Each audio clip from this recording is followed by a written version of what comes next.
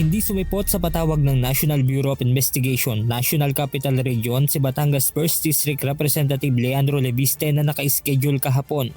Ito ay may kaugnayan sa umunig tangkang honey trap at character assassination laban kay Executive Secretary Ralph Recto, kung saan isa si Representative Leviste sa itinuturong may pakana umano nito.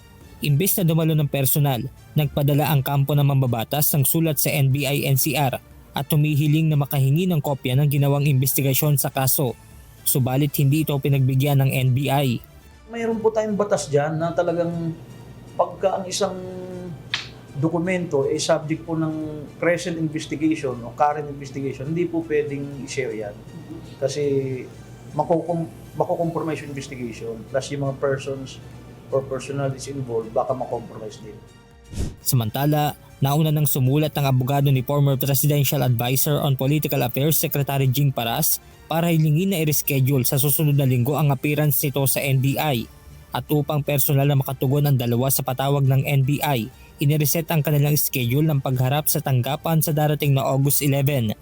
Paglilinaw ng NBI, parte lamang ng due process ang pagpapatawag kina Congressman Leviste at Paras.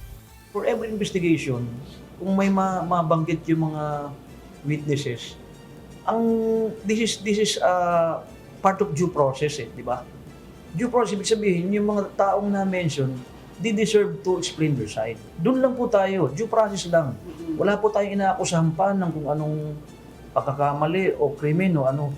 Just to invite them to explain their side. Due process, that's the principle of due process. Samantala, sinabi ni alias Ken, ang itinuturong manager ng mga babaeng ipapainom umano kay Executive Secretary Ralph Recto na planado umano ang pagtatangka para maging biktima ito ng character assassination sa pamamagitan ng honey trap. Hindi ko nga tinitake it na seryoso to kasi unang-una, ang laki ng taong ika-characterize mo. Pangalawa, anong ilalatag natin dito at sino-sino yung mga girls na kailangan mag-play doon sa plano na gano'n. Kailangan magaling. Kaya yung senaryo, na meron namang script, meron namang ituturo na ito yung gagawin, ito yung ganito, ganun. Ayon pa kay alias Ken, pilit manong sinisiraan sa kanya ni Paras si E.S. Recto upang makumbinsi siya na tumulong para i-character assassination ng opisyal. Ang ganda naman ng proceeding niya kasi alam mo ba itong natin, yung executive secretary natin, alam natin na taxpayer ka rin, alam mo na ang tax natin, ang lalaki, napupunta lang sa ganito, sa ganyan, sobrang laki na ng mga taxes natin, kinukurakot na tayo and everything. Meron kaming pinaplano na gano'n. Yun nga, bubulgar lang natin yung pagkababaero niya. Mayroon din umanong inihandang dalawang abogado sina Paras sakaling may kaharapin na legal na usapin sa kanilang binabalak na ipagawa sa kanya.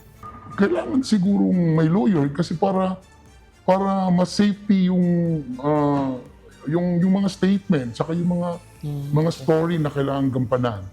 Humingi naman ng paumanhin si alias Ken kay Executive Secretary Recto at iginiit na biktima lamang rin umano siya sa nangyari.